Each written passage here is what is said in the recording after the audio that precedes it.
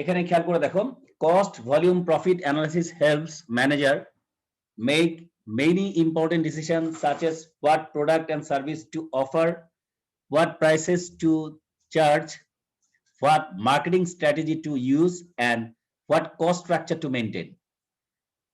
Its primary purpose is to estimate how profit are affected by the following 5 factors. কারণ আমরা মানে এই চ্যাপ্টারটাতে যেটা করব, কস্ট মানে হচ্ছে আমার প্রোডাক্ট প্রডিউস করতে যে কস্টটা লাগে, ভলিউম মানে হচ্ছে তোমার কোয়ান্টিটি, আর প্রফিট হচ্ছে তুমি কি টাইপের প্রফিট করতে চাও তার প্ল্যানিং আর কি। তো এটার জন্য 5 ফ্যাক্টরস এখানে বলছে যে মানে এই বিষয়গুলো এফেক্ট করে বিভিন্নভাবে। কারণ আমরা জানি যে প্রোডাক্টের প্রফিট করতে গেলে তার সাথে সেলিং প্রাইস একটা ইম্পর্টেন্ট ম্যাটার।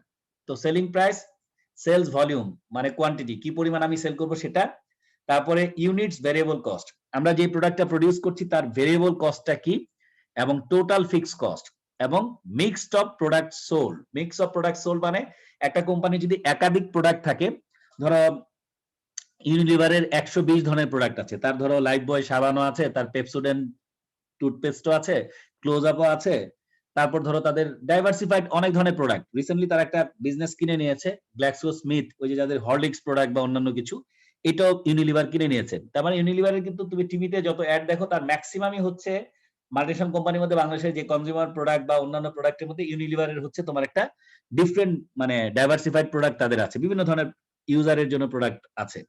তো এই সবগুলোকে ওই কোম্পানির প্রোডাক্ট মিক্স বলে, মানে একটা কোম্পানির যতগুলো প্রোডাক্ট আছে সবগুলোর কম্বিনেশনকে বলা হয় প্রোডাক্ট মিক্স। তার মধ্যে বিভিন্ন ধরনের টাইপ থাকে, যে এই টাইপের এতগুলো, ওই টাইপের অতগুলো, এরকম আর কি। এনিওয়ে, তাহলে এই 5টা ফ্যাক্টর আর কি আমরা বিভিন্নভাবে এফেক্টেড হয় সেই জিনিসগুলো আমরা ধরবো।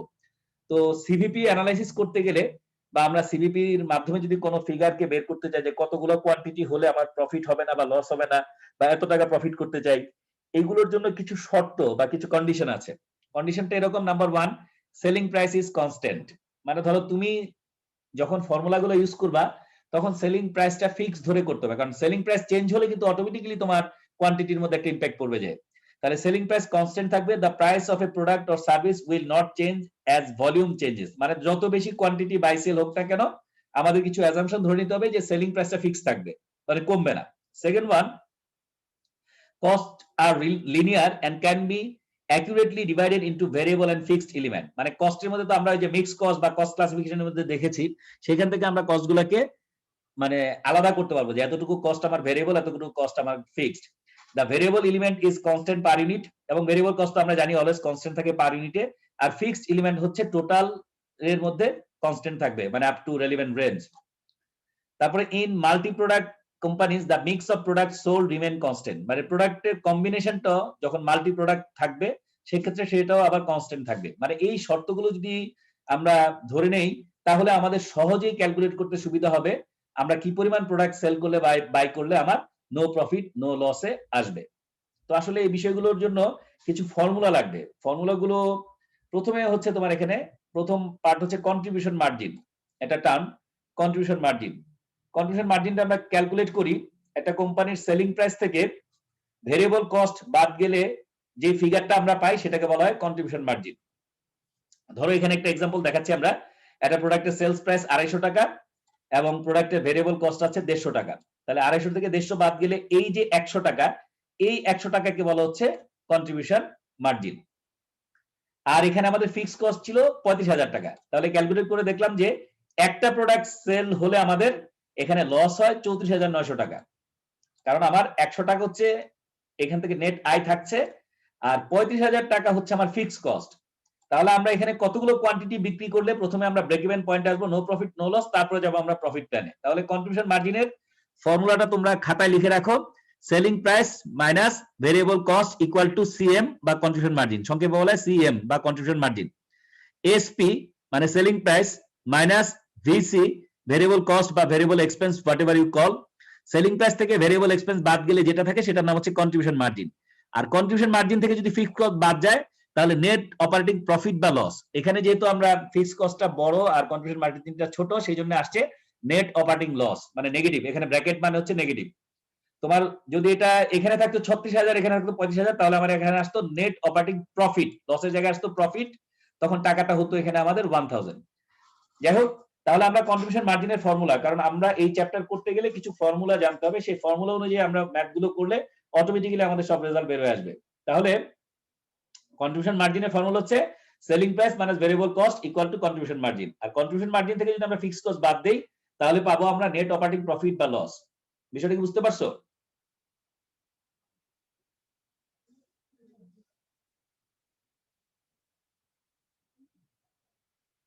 তোমরা কি শুনতে পাচ্ছ? স্যার নেট অপারেটিং লসটা যদি একটু একবার বুঝাতেন যে এটা আসলে অ্যাকচুয়াল জিনিসটা কি? মানে নেট অপারেটিং লস হচ্ছে একটা ব্যবসা থেকে, অপারেটিং মানে হচ্ছে অপারেশন থেকে। অপারেশন মানে একটা কোম্পানি ধরো যে ধরনের প্রোডাক্ট প্রডিউস করে, এই ধরনের প্রোডাক্ট থেকে যখন কোনো আয় করে বা লস করে সেটাকে অপারেটিং প্রফিট বা অপারেটিং লস বলে। যেমন ধরো আমরা যদি একটা এই বিশ্ববিদ্যালয়ের কথাই বলি, ধরো একটা প্রাইভেট বিশ্ববিদ্যালয়, ঠিক আছে, এটাকে আমি সেবা দানকারী প্রতিষ্ঠানের সাথে কম্পেয়ার করছি। প্রাইভেট বিশ্ববিদ্যালয়ের প্রধান কাজ কি? স্টুডেন্টদের কাছ থেকে টিউশন ফি নিবে, স্টুডেন্টদেরকে পড়াবে, সার্টিফিকেট দিবে, এটা হচ্ছে মেইন পারপাস। এখন এর বাইরে প্রাইভেট ইউনিভার্সিটি যদি মনে করো যে রিক্রুটমেন্ট টেস্ট নেয়, রিক্রুটমেন্ট টেস্ট নেওয়া বলতে কি বুঝ করে, ধরো তোমার একটা কোম্পানির পরীক্ষা তারা নিয়ে দিবে, তখন তার বিশ্ববিদ্যালয়ের ইনফ্রাস্ট্রাকচারটাকে তারা কাজে লাগায়, ওইখান থেকেও তারাও কিন্তু টাকা আয় করে। তাহলে টিউশন ফির আয়টা হচ্ছে তার অপারেটিং, তার মানে মূলধারার অপারেশন হচ্ছে ছাত্র পড়াবে, টিউশন ফি নিবে, এখান থেকে যাবতীয় খরচ মিট আপ করবে, তারপরে এগুলো তার ট্রাস্টি বোর্ডের ফান্ডে থেকে যাবে। এটা হচ্ছে তোমার একটা বিশ্ববিদ্যালয়ের স্ট্রাকচারের যে বাই সেল বা প্রফিট লসের হিসাবের ব্যাপারটা। এখন যদি এর সাথে অতিরিক্ত কোনো আলাদা খাত থেকে তারা আয় করে, হ্যাঁ, ধরো একটা রিসার্চ টিম রিসার্চ করতেছে, বুয়েটে যেরকম আছে, বুয়েটের পুরো রিসার্চাররা হচ্ছে তোমার বিভিন্ন ইন্ডাস্ট্রিয়াল ইউনিট থেকে রিসার্চ নিয়ে আসে, এই রিসার্চের টাকাগুলো ইউনিভার্সিটির ফান্ডে একটা দেয় এবং যারা রিসার্চ করে তারা টাকাগুলো নেয়। এগুলো হচ্ছে বিশ্ববিদ্যালয়ের নরমাল আয় বহির্ভূত আয়। তাহলে একটা বিশ্ববিদ্যালয় বলো বা একটা কোম্পানি বলো, যে কারো মূলধারার যে অপারেশন সেখান থেকে যদি কোনো আয় ব্যয় হয় সেটাকে অপারেটিং এক্সপেন্স বা অপারেটিং রেভিনিউ বলে। আর তার বাইরে যেটা হচ্ছে ওই ধারার বাইরে যে যদি কোনো আয় ব্যয় হয় সেগুলোকে বলা হয় নন অপারেটিং। তাহলে একটা পণ্য কেনা বেচার প্রতিষ্ঠানের কিন্তু পণ্য বেচবে এবং তার সাথে মানে প্রয়োজনীয় কস্ট গুলাকে বাদ দিবে, দিয়ে তার যে টাকাটা থাকবে সেটাই কিন্তু তার বিজনেস বা অপারেশনের টাকা আর কি। তাহলে সেই হিসাবে প্রথমে সে সেল করছে 250 টাকা একটা ইউনিট, ভেরিয়েবল কস্ট ছিল একটা ইউনিটের 150 টাকা, তাহলে তার 100 টাকা হচ্ছে তার এখানে মোট তার আয় হচ্ছে একটা প্রোডাক্ট সেল করে, একটা প্রোডাক্ট সেল করে। কিন্তু তার তো একটা প্রোডাক্টের জন্য কোম্পানি না, ধরো তার পুরো বছরের ফিক্সড কস্ট আছে 35,000, তাহলে 1000 টাকা 100 টাকা সে পাচ্ছে, 35,000 টাকা সে দিচ্ছে, তাহলে তার এখানে 34,900 টাকা হচ্ছে তার ব্যবসা থেকে লস। এটা হচ্ছে নেট অপারেটিং লস। তাহলে আমাদের ফর্মুলাটা কি? Sales minus variable cost minus fixed cost equal to net operating loss or profit. ঠিক আছে? Okay sir. এখন দেখো, যদি দুইটা করে এইভাবে যেতে যেতে তাকে কিন্তু এখানে হিসাব করে দেখলো, যদি সে 350 সেল করে, তাহলে 350 সেল করলে তোমার তার দাম হচ্ছে 87,500, আর 350 ভেরিয়েবল কস্ট 350 কে মাল্টিপল করো তো 150 দিয়ে, 350 মাল্টিপল 150 কত হয়?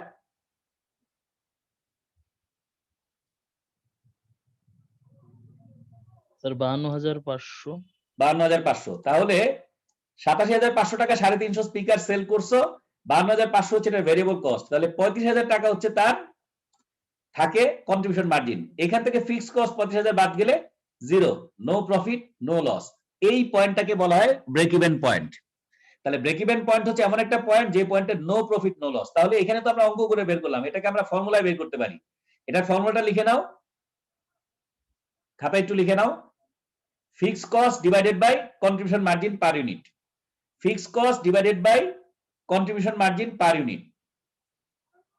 তাহলে ফর্মুলাটা লিখো, fixed cost divided by contribution margin per unit. তাহলে এখানে এই অঙ্কে ফিক্সড কস্ট কত? 35,000।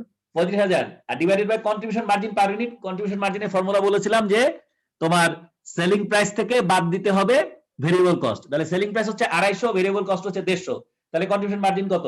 100 না? তাহলে 35,000 কে যদি তুমি 100 দিয়ে ভাগ দাও কত থাকে?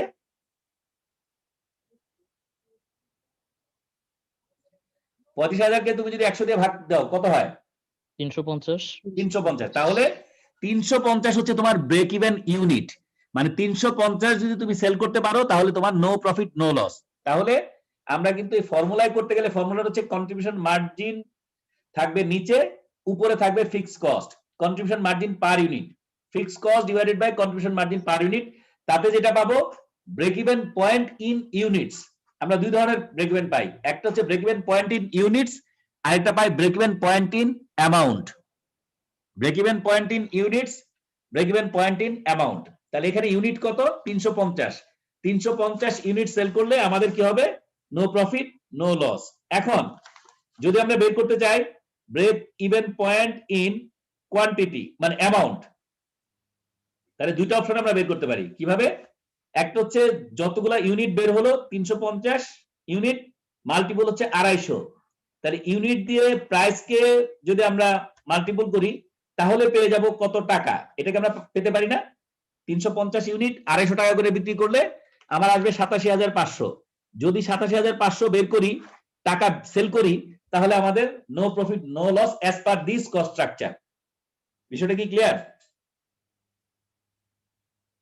জি স্যার, বুঝতে পারছি। এটা হচ্ছে আমরা যদি সরাসরি এভাবে করি। আরেকটা ফর্মুলার মাধ্যমে বের করতে পারবি। ফর্মুলাটা লিখো, fixed cost divided by CMR. Fixed cost divided by CMR লিখো, fixed cost divided by CMR. জি স্যার, লিখেছি। এই ফর্মুলায় তুমি যদি করো তাহলে সরাসরি তুমি এই অঙ্ক করতে হবে না, সরাসরি রেজাল্টটা চলে আসবে 87,500। কিভাবে? কারণ ফিক্সড কস্ট কত? 35,000। 35,000। আর সিএমআর হচ্ছে contribution margin ratio. Contribution margin ratio, contribution margin রেশিওটা হচ্ছে এরকম, selling price minus variable cost divided by selling price. তার মানে সেলিং প্রাইস মাইনাস ভেরিয়েবল কস্টে কি হয়? কন্ট্রিবিউশন মার্জিন না? কন্ট্রিবিউশন মার্জিনকে যদি তুমি সেলিং প্রাইস দিয়ে ভাগ করো তাহলে যে ফিগারটা পাবা এটা হচ্ছে সিএমআর বা কন্ট্রিবিউশন মার্জিন রেশিও। ফিগারটা কত হয় বলো তো? Selling price minus variable cost divided by selling price. মানে স্যার কন্ট্রিবিউশন মার্জিনকে সেলিং প্রাইস দিয়ে ভাগ করতেছি। হ্যাঁ, কত হয় তাহলে এখানে কন্ট্রিবিউশন মার্জিন হচ্ছে contribution margin 100, selling price minus variable cost divided by 250, selling price 250। তুমি লিখবা 250 মাইনাস 150 ডিভাইডেড বাই 250, কত হয়? স্যার 100 বাই 250 আর কি। হ্যাঁ, তাহলে 100 বাই 250 করলে হবে স্যার 0.4। 0.4। এখন 35,000 কে ভাগ দাও 0.4 দিয়ে, 35,000 ডিভাইডেড বাই 87,500।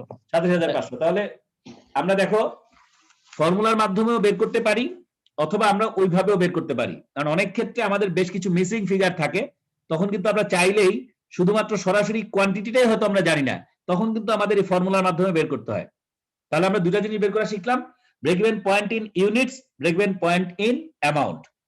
যদি আমি ইউনিটে পেতে চাই তাহলে ডিভাইড করব সিএম দিয়ে মানে কন্ট্রিবিউশন মার্জিন দিয়ে, আর যদি অ্যামাউন্টে পেতে চাই তখন ডিভাইড করব আমরা সিএমআর দিয়ে। বিষয়টা ক্লিয়ার কিনা? ধরো ব্রেক ইভেন পয়েন্টস ইন ইউনিটে যাচ্ছি, তাহলে আমরা ডিভাইড করব কি fixed cost divided by CM per unit. আর যদি চাই break even point in amount, তাহলে fixed cost divided by CMR.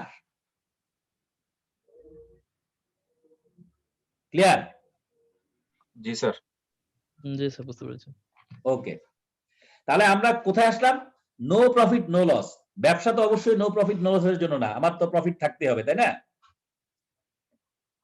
তাহলে আমরা প্রফিট প্ল্যানটা কিভাবে করতে পারি?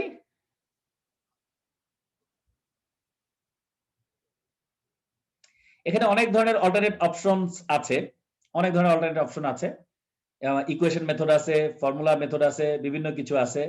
সিপিপি রিলেশন নিয়ে সিপিপির গ্রাফ আছে, এটা ফিক্সড লাইন, এটা হচ্ছে ভেরিয়েবল, এটা হচ্ছে টোটাল লাইন, এই break even point no profit no loss, এটা হচ্ছে প্রফিট জোন, এটা হচ্ছে লস এরিয়া, বিভিন্ন রকম বিষয় আছে। যে CMR contribution margin ratio, contribution margin divided by sales, total contribution মার্জিনকে সেলস দিয়ে ভাগ দিলে সিএম রেশিও। হ্যাঁ, বা 100 বা 250 করলে 40%, আর পার্সেন্টেজ না করলে 0.40।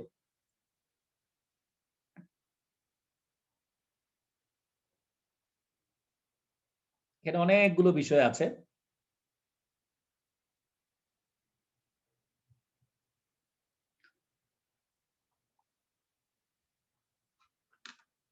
এখানে হচ্ছে এখন profit plan, break even and target profit analysis. Target profit analysis, break even পয়েন্টেরই বিভিন্ন অল্টারনেট অপশন নিয়ে তোমাদের এখানে বিভিন্ন ক্যালকুলেশন তারা দেখিয়েছে। এখন তোমার কোম্পানির যদি প্রফিট করার একটা প্ল্যান থাকে যে কোম্পানি এত টাকা প্রফিট করতে চায়, তাহলে তুই কি করবে, অরিজিনাল যে প্রবলেমটা, যেমন ধরো ফিক্স কস্ট তার সাথে প্লাস করবে টার্গেটেড প্রফিট, তাইলেই কিন্তু তুমি অটোমেটিক্যালি পেয়ে যাবা যে তোমার কত টাকা প্রফিট হচ্ছে। যাই হোক, আমি অঙ্কে গেলে তোমার ব্যাপারটা বুঝতে সুবিধা হবে। ধরো টার্গেটেড প্রফিট এখানে দেখাচ্ছে যে তোমার কোম্পানি 40,000 টাকা প্রফিট করতে চায়, আর ফিক্স কস্ট ছিল কত, 35,000, ইউনিট কন্ট্রিবিউশন মার্জিন কত, 100। তাহলে এখানে 750 ইউনিট তাকে বিক্রি করতে হবে। যদি সে 750 ইউনিট বিক্রি করে তাহলে তার প্রফিট হবে যে 40,000। তুমি চাইলে এটাকে ফর্মুলায় যে ওটাকে ম্যানুয়ালি করতে পারো। সেলস ভ্যালু অফ 750 ইউনিট কত হয়, 750 ইন্টু 350 দিলে 250 দিলে সেলস ভ্যালু কত হয়, 750 ইন্টু 1,87,500।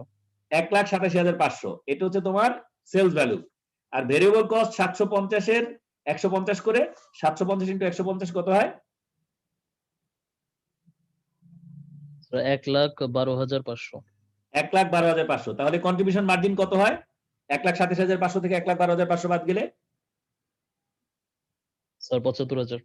75,000 contribution margin. লেস যদি করো তোমার ফিক্স কস্ট কত, 35,000, তাহলে কত থাকে, 40,000। এটাই কিন্তু করা হয়েছে এখানে। বিষয়টা বুঝতে পারছো কিনা? জি স্যার, বোঝা গেছে। টার্গেট ফর্মুলা হচ্ছে কি, তোমার প্রিভিয়াস ফর্মুলা কনস্ট্যান্ট থাকবে, fix cost divided by unit expense, এটা ছিলই, তার সাথে শুধু অ্যাড করে দিবা টার্গেটেড প্রফিট। তাহলে আমি আমার যে কয়টা যে ইউনিট কোয়ান্টিটিটা বিক্রি পাবা, করলে, হ্যাঁ, তার মানে 750টা ইউনিট তুমি বিক্রি করলে 40,000 টাকা প্রফিট করতে পারবা, যদি কস্ট স্ট্রাকচার সব এরকম থাকে। বুঝতে পারছো? হ্যাঁ স্যার বুঝতে পারছি। এখন এটাকে যদি বলে কত টাকা, তাহলে তুমি এই 100 এর জায়গায় লিখবা 0.40, 0.40 দিয়ে ভাগ করো, দেখবে তোমার 1,87,500 চলে আসবে। সিএমআর দিয়ে ভাগ করব। সিএমআর দিয়ে ভাগ করবা, তাহলে পাবা কত টাকা। এখানে তো আমি বলছি কত কোয়ান্টিটি, ইউনিট। Unit, right. যদি বলি অ্যামাউন্ট, তাহলে তখন তোমার দিতে হবে সিএমআর। স্যার এখানে তো স্যার আসলে তাহলে ওই সিএমআর এর ফরম্যাটে অ্যাপ্লাই না করে আমি এখান দিয়ে 750 বের করে এখান দিয়ে ওটা তুমি এখন পাচ্ছো, বাট অনেক ক্ষেত্রে হয় কি, আচ্ছা তোমার পরীক্ষার প্রশ্নে অনেক ফিগার মিসিং থাকে। তোমার এরকম হলে তো বাড়তি ঝামেলা করার দরকার নাই, তাই না? তোমার এমন ফিগার সব মিসিং আছে, যেমন প্রশ্নে সিএমআর দিয়ে রাখছে, সিএমআর দিয়ে বলে তুমি সেলিং প্রাইস বাইর করো, ভেরিয়েবল কস্ট পারো, কারণ তুমি সিএমআর পড়োই না, যেটা তো আমি দেখি নাই, জানিই না কি। ও আচ্ছা বুঝতে পারছি স্যার, মানে সবসময় সিএম যে দেওয়া থাকবে তা না আর কি। না না, সেটাই সেটাই, এখানে তো এই বইটার ইলাস্ট্রেশন তাই দিচ্ছে। অনেক সময় তোমাকে সিএমআর দেওয়া থাকবে, বলবে বের করো তুমি সেল প্রাইস, তুমি বের করো ভেরিয়েবল কস্ট। এই যে যেমন ধরো এখানেই profit equal to CM ratio into sales minus fixed cost. এখন ধরো সিএম রেশিও দিয়ে রাখছে, প্রফিট দিয়ে রাখছে, সেলিং প্রাইস দেয় নাই, তাহলে অটোমেটিক তুমি সেলস ফিগারটা বের করে ফেলছো 1,27,500, তাহলে 750 দিয়ে ভাগ দিলে পার ইউনিট পেয়ে যাবা।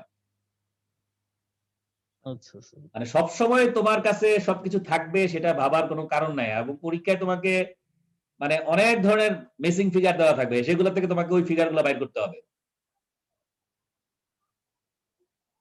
এই যে যেমন এটা দিয়ে করছে, সিএমআর দিয়ে করছে, সরাসরি করছে।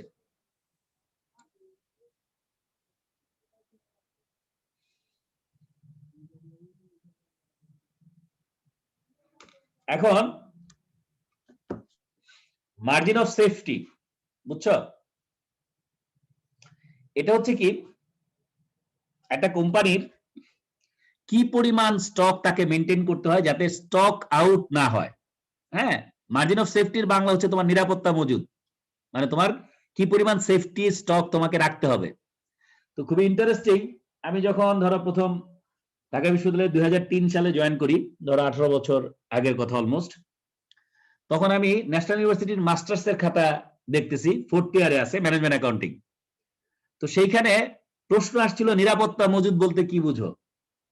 তো ওই ছাত্রের উত্তর ছিল যে গোডাউনে মাল রেখে তালাবদ্ধ রাখাকে নিরাপত্তা মজুদ বলে, মানে মজুদ পণ্যের নিরাপত্তা দিছে সে। হ্যাঁ, তার মানে এটা আবার বুঝতে বাকি ছিল না সে যে বই কোনোদিন পড়ে নাই, এটা কোনো জোকস না, এটা হচ্ছে ফ্যাক্ট।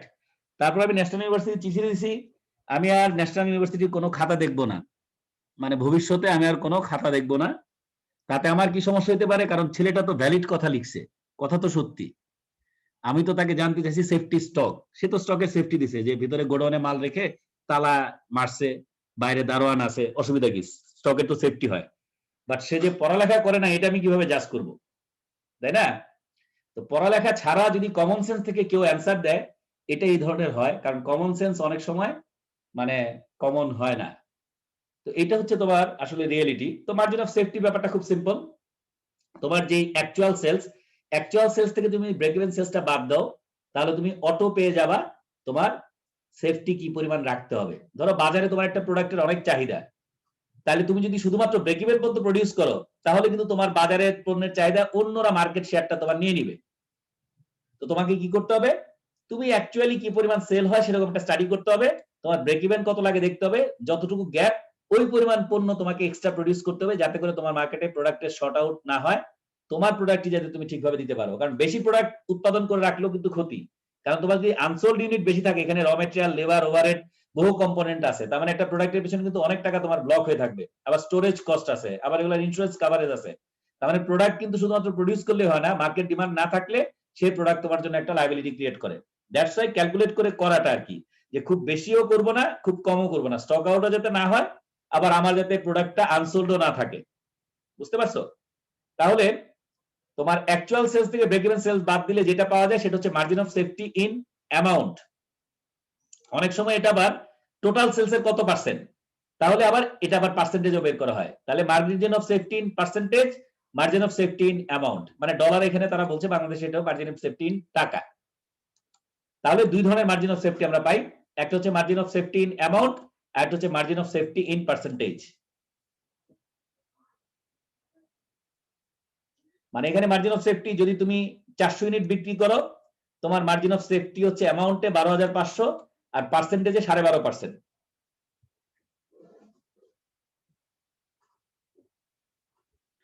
বিষয়গুলো কি বুঝতে পারছো? হ্যাঁ স্যার, বুঝা যাচ্ছে।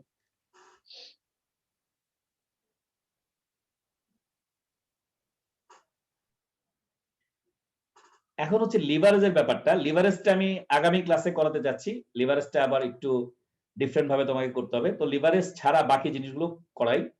তো এখানে যে জিনিসগুলো আলোচনা করেছি এর ভিত্তিতে তুমি এই বইয়ের যে কোনো প্রবলেম তুমি করতে পারবা।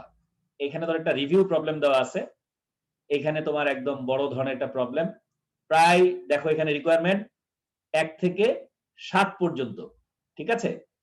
1 থেকে 7, তার মানে খেয়াল করে দেখবা 6 এর ভিতরে আবার এবিসি আছে, তাহলে 8, 9, 7 এর ভিতরে আবার এবিসি 10, 11, তার মানে টোটাল 11টা রিকোয়ারমেন্ট, মানে হোল চ্যাপ্টার কভার করবে। হ্যাঁ, এই তোমার এই প্রবলেমটা সলভ করলে, তাহলে প্রবলেমও দেওয়া আছে, সলিউশনও দেওয়া আছে। তোমাদের বাসায় কাজ হচ্ছে থরলি এই প্রবলেমটা বোঝার চেষ্টা করা, আর লিভারেজটা কি নিজের মতো করে পড়ে বোঝার চেষ্টা করা। আগামী ক্লাসে এই প্রবলেমটা আমি পুরোটা আবার, তোমাদের যদি কোনো সমস্যা না থাকে, এই এক্সারসাইজ থেকে আমি 7-8টা অঙ্ক করাবো আর কি, বড় বড় দেখে, যাতে করে সবকিছু কভার করে। এক্সারসাইজের প্রবলেমগুলো তোমার এখানে থাকবে, আমি সেগুলো দেখো যে মানে এখানে দেখো যে দেখো কত মিসিং ফিগার আছে, এগুলো কিভাবে ক্যালকুলেট করতে হয়, হ্যাঁ এগুলো আমরা করব, মিসিং ডাটাগুলো আমরা কিভাবে পাই। আবার অনেক ধরনের তথ্য আছে, তোমার এখানে অনেক ধরনের অ্যানালাইসিসের ব্যাপার আছে। তো তোমাদের কাজ হচ্ছে প্রথমে পুরো চ্যাপ্টারের যে কন্টেন্ট গুলো তোমাদেরকে দেখালাম সেগুলো পড়া, লিভারেজের ব্যাপারটা নিজে বোঝার চেষ্টা করা। লিভারেজ বলতে লিভার মানে তোমরা সায়েন্সের স্টুডেন্ট জানো, যেটার মাধ্যমে অল্প বল প্রয়োগ করে অধিক পরিমাণে তুমি একটা বস্তুকে নাড়াতে পারো। তো এরকম আর কি ফাইন্যান্সের ফিক্সড চার্জকে মিনিমাইজ করার জন্য এখানে ফর্মুলা আছে, তো সেই ফর্মুলার ব্যাপারগুলো একটু দেখবা, পড়বা, এখানে বোঝার চেষ্টা করবা, এবং এই রিভিউ প্রবলেমটা বোঝার চেষ্টা করবা। এবং রিভিউ প্রবলেমটা যদি তুমি বুঝতে পারো, তাহলে আমি তোমাদের একটা প্রবলেম করাবো কম্প্রিহেনসিভ, যাতে সবকিছু কভার করবে। ঠিক আছে? Okay sir. তাহলে এটাই থাকলো কথা, তোমরা পড়ে নিবা। আর তোমাদের আজকের ক্লাসের রেকর্ডটা তোমার সিআর কে আমি এখনই মেইল করে দিব। আর তোমরা নিজেরা যে প্রবলেমটা এখানে দেওয়া আছে অ্যালং উইথ সলিউশন, এটা তোমরা নিজেরা বোঝার চেষ্টা করবে এবং নোট রাখবা কোন কোন জায়গায় বুঝতে পারো নাই। তো আমি আগামী ক্লাসে প্রথম কাজ হবে যেটুকু বুঝো না এটাকে বোঝাবো, তারপরে আমি চ্যাপ্টার থেকে কিছু প্রবলেম এবং এক্সারসাইজ করাবো। ঠিক আছে? জি স্যার। ওকে, সবাই ভালো থাকো। আসসালামু আলাইকুম স্যার। আসসালামু আলাইকুম স্যার। আসসালামু আলাইকুম।